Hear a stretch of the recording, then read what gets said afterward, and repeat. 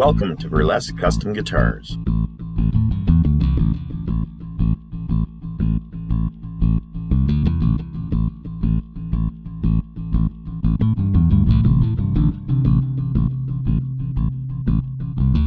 Guitars have been my passion for my entire life.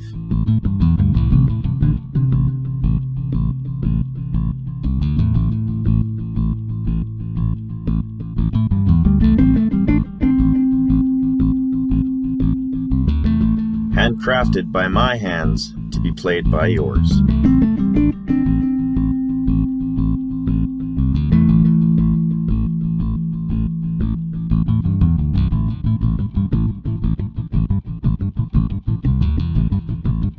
Each one I create is like no other.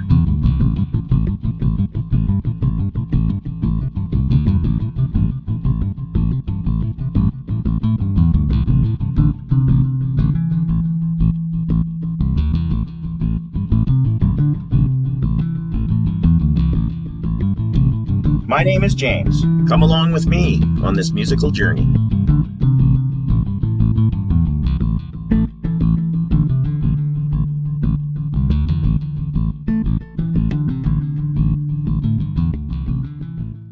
James, we have a lot of pedals here. What's going on?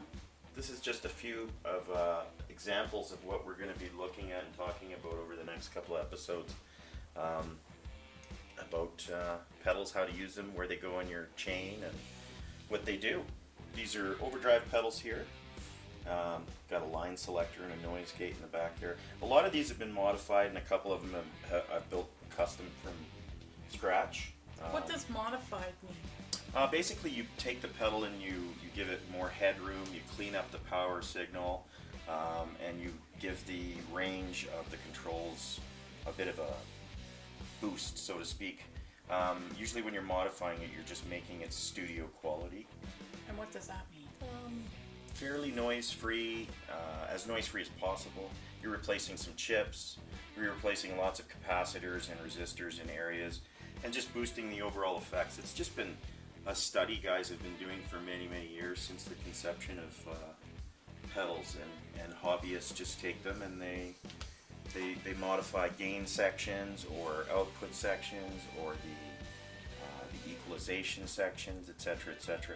There's so many things that you do, it would bore you to death if I tried to explain it. So basically you take the stock pedal and make it really, really, really good. Right. Yeah, by adding superior components and in most cases higher output, or in some cases lower output values. Right. to the unit to make it perform differently, and in most cases 100% better. Yeah. There's some mods I've done that are so different engineering's involved as well. Oh yeah, there's some mods I've done where I've kind of gone, oh, well that wasn't very wonderful, but most of them are pretty cool. I got some pretty neat pedals too that I've been collecting over the years. Like this is a 6-band graphic equalizer. One of the first EQs ever made. It's got most guys will know if they're pedal collectors, it's got a silver screw on there, and it became the 7-band EQ, which we'll be talking about. This is a pretty rare pedal, the 59 Fender Bassman. A lot of guys like this pedal. This is a unique pedal, this high band flanger. This is a flanger, but it only does the high bands of the signal, so it's quite a unique sound. Right. Rather than a stock flanger. What have I got? This is one of my favorite phasers I've ever used, the phase shifter. Okay. But yeah, there's a whole bunch of them. Like what's this here, this burlesque buffer? That's a buffer. What that does is basically you put a buffer there's a debate whether you put it at the beginning of your signal or at the end of your signal. I always put it at the end. But a buffer, what it does is it takes your signal and takes it right back to its original quality of gain and output, because most pedals do what they call a tone suck. Right. So what a buffer does is it takes the signal of the chain or the path and creates the original output of it. So you're not losing any tone or losing any signal gain. Right. What are these two burlesque pedals here? These are two pedals that I worked on with a friend of mine in town.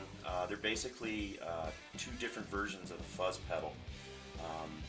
One is what I call the You Better Believe It Buster fuzz pedal, and the other is the Purple Fuzz. Oh, right. Yeah.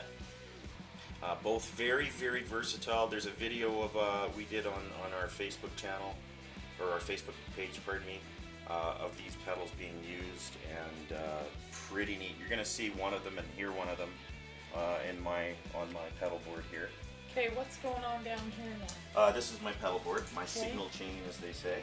All right. So what I've done is I've created two separate sections. Like a lot of guys, depending upon the person, some guys like to run their signal from beginning all the way through right to the input of the amplifier, whereas I do not. I like to run all of my noise generating effects, which are all of these ones down here, to the input, and then what I run is all of my coloring effects, as I call them, to the effects loop on the amp. If you do not have an effects loop, obviously you have to do it the full signal chain, but effects loops are really cool. It really helps running your coloring effects into an effects loop, I find. It sounds much better, and they don't mud up as much, as I call it. Okay. And what I have here is a switcher. This is a programmable switcher. That's why everything's on, except for the coloring effects. I add those as I want to, but basically what this switcher does is it controls all of these pedals down here, except the wah and the EQ, to come on and turn off and on at the same time, or what have you. So when I go through, you'll see that, you know, for example, that means that this flanger's on, that means that the turbo distortion's on, that means that the fuzz is on, and that means that the BD2 is on. And then what I'll do is, depending upon the song I'm playing, I'll either add chorus or delay. There's a couple of songs we do where I use a pitch shifter. And the EQ I basically have right on the beginning of my signal, so if I'm not cutting through at a gig, or I'm not cutting through on a solo, or I just need a little bit of extra boost, I just kick that sucker on. And then I've got my wah pedal. My mini wah volume, which I love. Okay, well, let's have a listen. Sure, we'll start.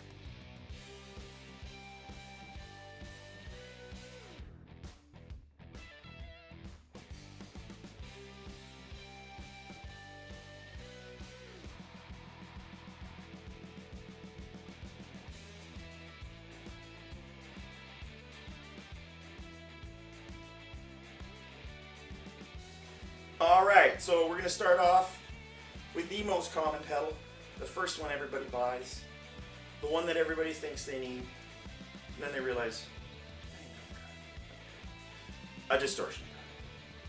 There's, as you've seen, there's many versions of distortion pedals, and they all basically do one job, and they do it well, and they create distortion.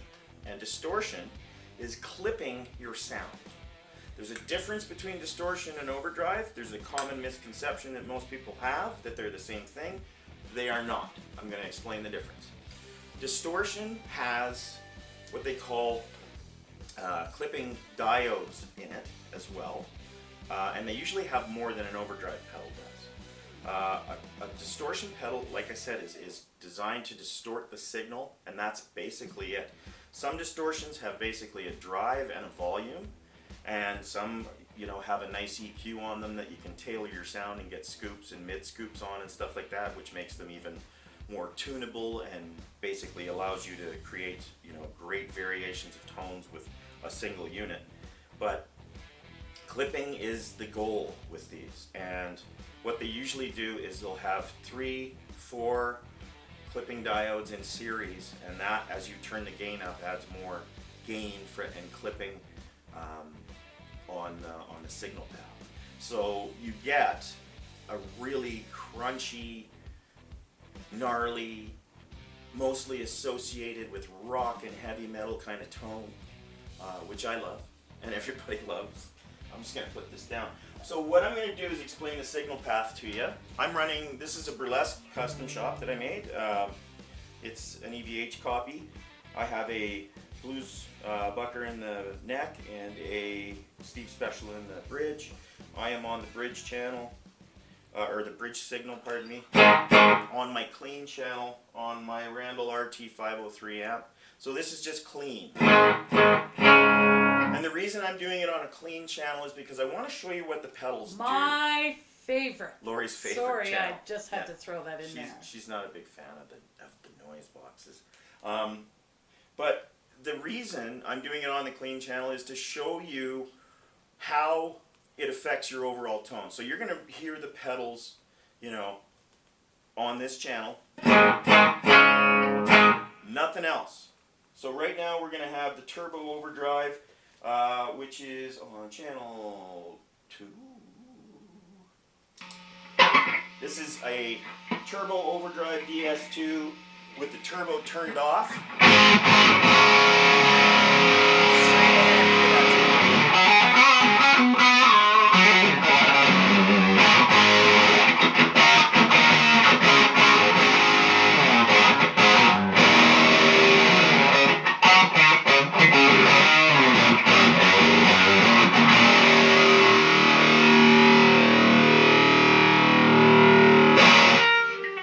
That squeal at the end, that's distortion.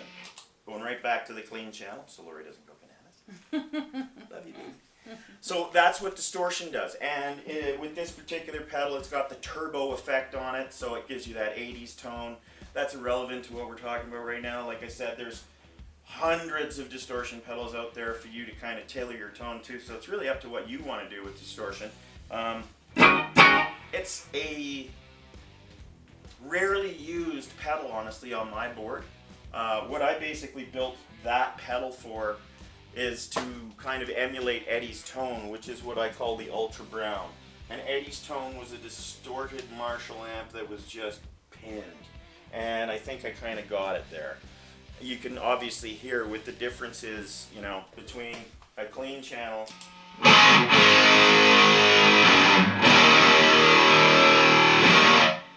I add a little chorus to that.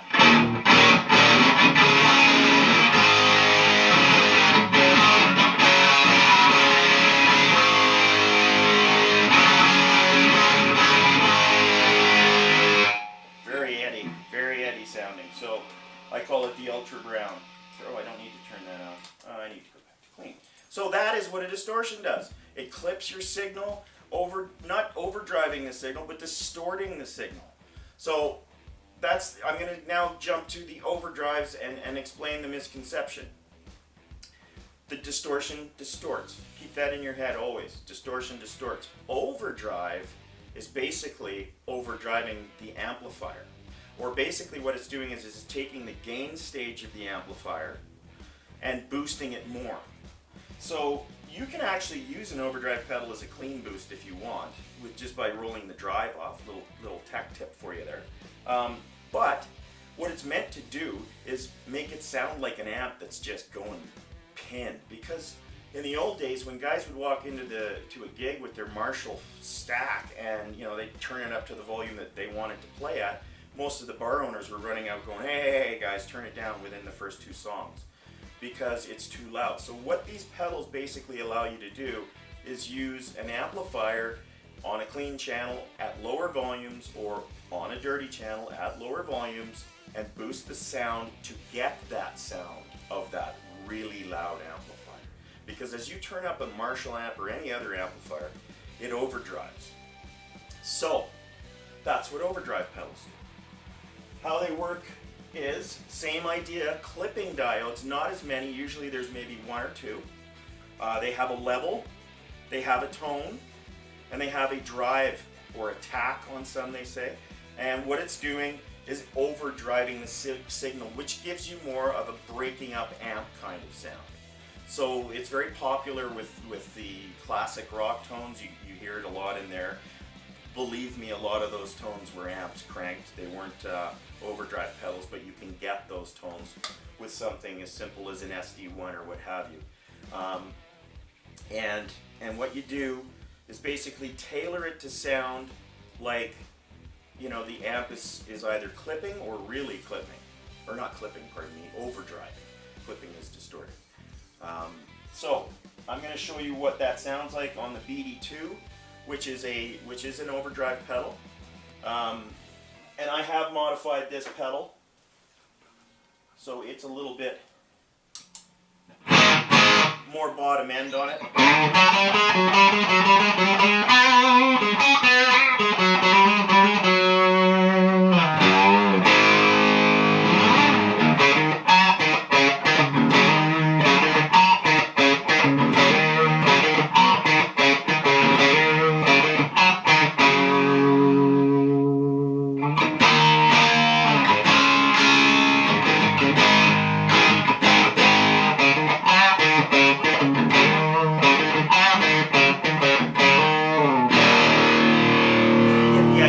that sounds like, it almost sounds like I changed the channel to my gain channel, but let's go right back. I'm just going to turn that pedal off. So that's how that is affecting my signal chain. So there's a good example of an overdrive pedal. Now let's listen to the difference between the two. So we're going to do these right away. Just do really quickly. So overdrive, distortion.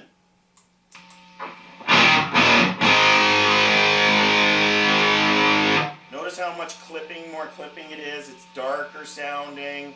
It's got more noise, as you can hear. Whereas overdrive, it's a little more gritty, but it sounds like the amp's overdriving.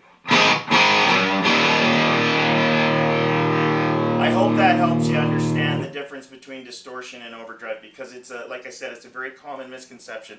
And you know, I'm guilty of it too. When I started out, I overdrive. I need a distortion pedal. You need both if you want to do all kinds of different kind of music. And like I said, they do make different kinds of distortions, and all kinds of tones come out of them. So lots of experimentation. Believe me when I say every one of those pedals up there makes a different sound. You can basically get a general tone out of them that sounds fairly similar, but what they do is amazing to your chain and your signal path.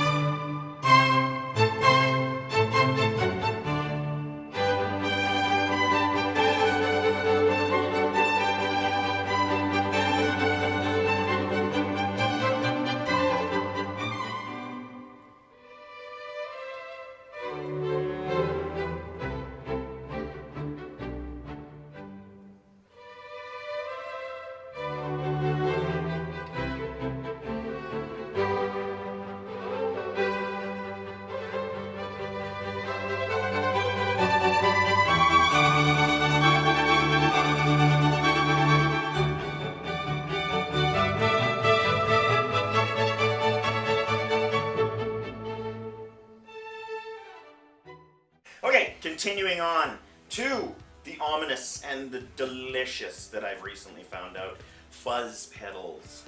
I never had one up until the time that I decided to build these two beauties, and I gotta tell you, I never realized how much they were used in music, in so much music that we've been listening to since the 70s. I mean, Jimmy Page used a tone bender on the first 4 albums, and that was how he got that tone with that specific pedal, and he dialed in his amp with it. And the tones that I listen to when you listen to him, it's just incredible.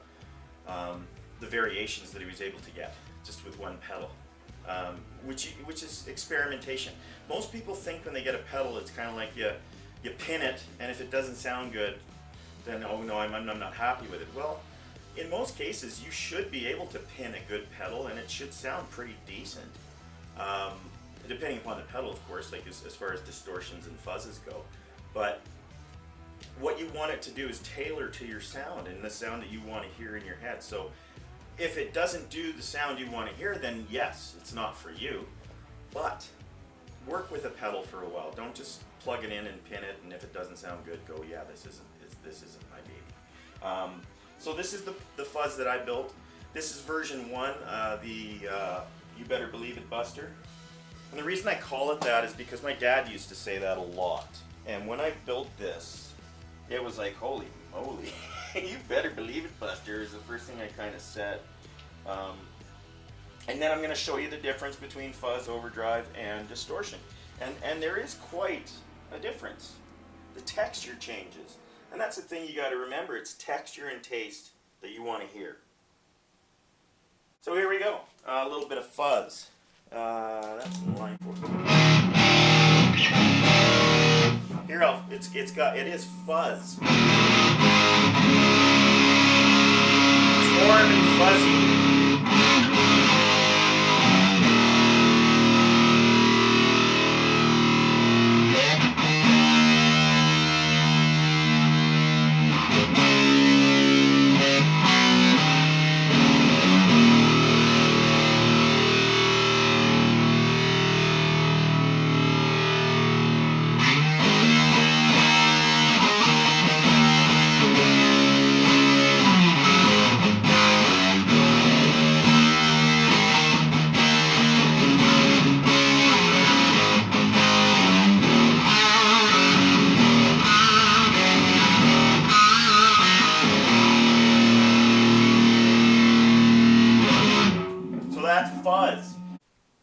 fuzz pedal, and now I'm going to show you the difference between the fuzz pedal, the distortion, and an overdrive, and what the differences are for the signal path and why they are that way. Again, I'm just going to go over it quickly. So distortion is clipping diodes.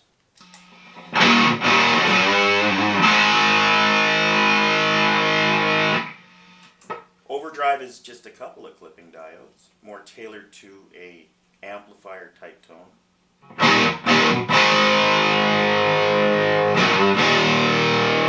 Now fuzz is transistors.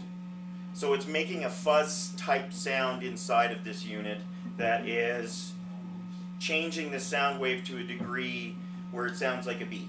It's fuzzy and it's warm, gives you all different kinds of textures.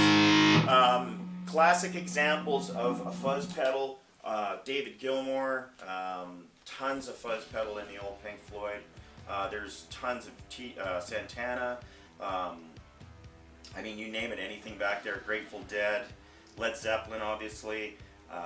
All of those guys were using fuzz pedals, and you probably think they were using distortion pedals or overdrive pedals. Well, in some cases, overdrive and distortion pedals hadn't really been on the scene yet. Way back in the day, I believe the first overdrive type or distortion type pedal that was actually made was a fuzz pedal by Gibson. And it was Keith Richards used it on Satisfaction, and that's how he got that tone. And that's a fuzz pedal doing that. So explore a fuzz pedal. It's amazing. They're amazing little creatures. I mean, I've got this thing literally pinned on the fuzz, and it's just pumping it out. But this is the kind of pedal. My friend Andre said it best, that it's a pedal that just keeps on giving. From the beginning to end, it doesn't let you down, and that's a sign of a really good pedal. So I was really happy to get that compliment from him. Most of these pedals is why I have them on the board, because they are that way. They react that way, and they respond the way I want them to. And that's what you want to do. You want to find pedals that respond the way you want them to. And most manufacturers, they kind of stick to a feel, I would say. You have to what I try to always find out with pedal builders is, are they players as well? Because if they're players, then they're building pedals for tone. If they're engineers that are building pedals, then they're just building them to do things. And some guys don't kind of understand what players want to hear. So they overdo it or they underdo it, which gives you a disappointing pedal. So you want a pedal that delivers. That's the only advice I can give you. Give them all a chance though. Let them, take them through their paces. Take them all the way to the bottom. I mean, you may find a pedal that you find at a garage sale for $25 and take it home, and like I said, you'll pin it and it sounds like junk, and then you'll take it all the way to the bottom and turn it on and you'll find maybe it's the greatest boost pedal you ever owned. That's what happens. And it's certain things. That's why guys walk up to guys in pubs when they hear them, or bars when they hear a tone and it just grabs them and they go, what the hell is this guy using? I gotta find out. And usually it's a pedal.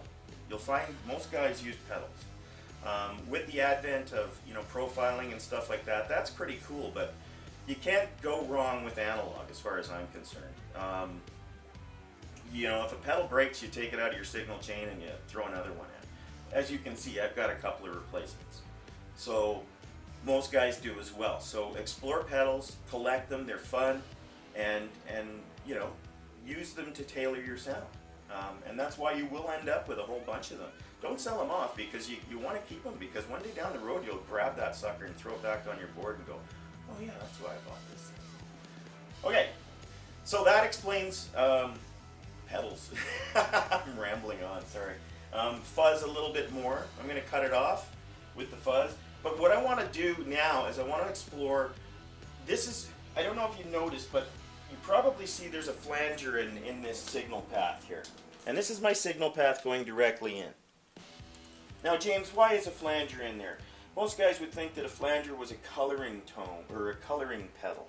Well, it is, but a flanger is a very noisy pedal. So you want it to be in... You realize you just asked yourself a question.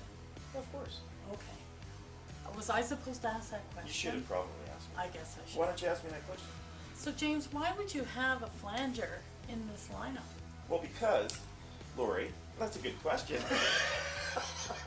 A flanger is actually a noise-generating pedal. There's a whole bunch of other pedals that are noise-generating pedals. And you want to kind of have your noise-generating pedals going to the input rather than into your effects loop, because your effects loop goes in at the cleanest stage of your amplifier. So that's why it sounds so good when you utilize an effects loop with coloring effects. Okay. So a flanger is what we call a noise-generating pedal. There's a couple other ones that might make you think, holy crap, why would that be? And I'll show you now while we're on the subject. Octave pedals are very noisy pedals. You want those to be at your going on the input of your signal path. So like an octave pedal definitely is a noise-generating pedal. Obviously, anything like a distortion, fuzz, overdrive, or let me think here. Anything that is manipulating the tone is going to be a noise-generating pedal. A wah pedal is actually a noise-generating pedal as well, because what a wah pedal is, a lot of people don't realize, is just a tone pot inside of with a board that controls a specific amount of tone, and you're moving it up and down, and you're manipulating the sound. We'll see you next week. All right, take it easy. Don't forget to subscribe and like the page or the channel, because the more the merrier, right? We want to spread the word, and we want to spread the burlesque love.